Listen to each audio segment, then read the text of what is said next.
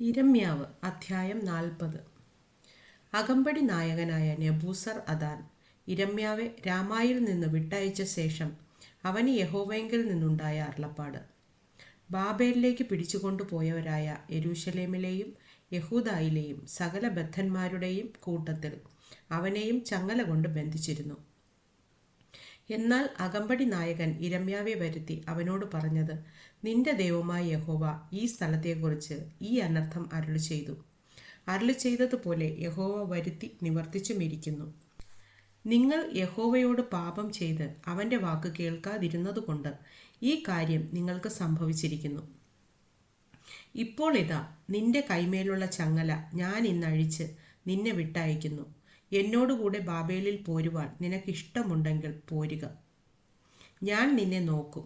എന്നോടുകൂടെ ബാബേലിൽ പോരുവാൻ അനിഷ്ടം തോന്നിയാലോ പോരേണ്ട. ഇതാ, ദേശമൊക്കെയും നിന്റെ മുമ്പാകെ ഇരിക്കുന്നു. നിനക്ക് ഇഷ്ടവും യോഗ്യവുമായി തോന്നുന്ന ഇടത്തേക്ക് പോയിക്കൊള്ളുക. അവൻ വിട്ടുപോകും മുമ്പേ അവൻ പിന്നെയും ബാബേൽ രാജാവ് യഹൂദാ പട്ടണങ്ങൾക്ക് അധിപതിയാക്കിയിരിക്കുന്ന ഷാഫാന്റെ മകനായ അഹീക്കാമിന്റെ മകൻ ഗെദല്യാവിന്റെ അടുക്കൽ നീ ചെന്ന് അവനോടുകൂടെ ജനത്തിന്റെ മധ്യേ പാർക്കാം. അല്ലെങ്കിൽ നിനക്ക് ഇഷ്ടമുള്ള ഇടത്തേക്ക് പൊയ്ക്കൊള്ളുക എന്ന് പറഞ്ഞ് അകമ്പടി നായകൻ വഴിച്ചിലവും സമ്മാനവും കൊടുത്ത് അവനെ യാത്ര അയച്ചു.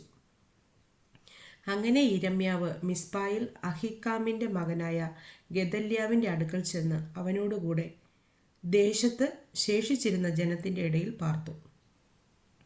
ബാബേൽ രാജാവ് അഹീക്കാമിന്റെ മകനായ ഗെദല്യാവെ ദേശാധിപതിയാക്കിയെന്നും ബാബേലിലേക്ക് പിടിച്ചുകൊണ്ടു പോകാത്ത ദേശത്തിലെ എളിയവരായ പുരുഷന്മാരെയും സ്ത്രീകളെയും പൈതങ്ങളെയും അവനെ ഏൽപ്പിച്ചു എന്നും നാട്ടിൻ പുറത്തുണ്ടായിരുന്ന എല്ലാ പടത്തലവന്മാരും അവരുടെ ആളുകളും കേട്ടപ്പോൾ അവർ മിസ്പായിൽ ഗെദല്യാവിന്റെ അടുക്കൽ വന്നു.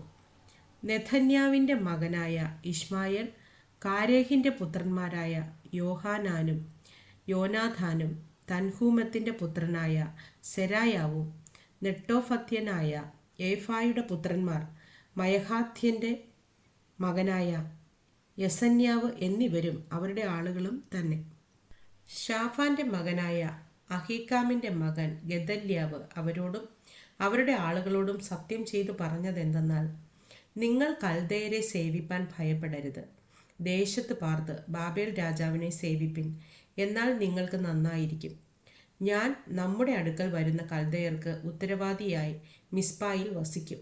നിങ്ങളോ വീഞ്ഞും പഴവും എണ്ണയും ശേഖരിച്ച് പാത്രങ്ങളിൽ സൂക്ഷിച്ച് നിങ്ങൾ കൈവശമാക്കിയ പട്ടണങ്ങളിൽ പാർത്തുകൊള്ളുവിൻ.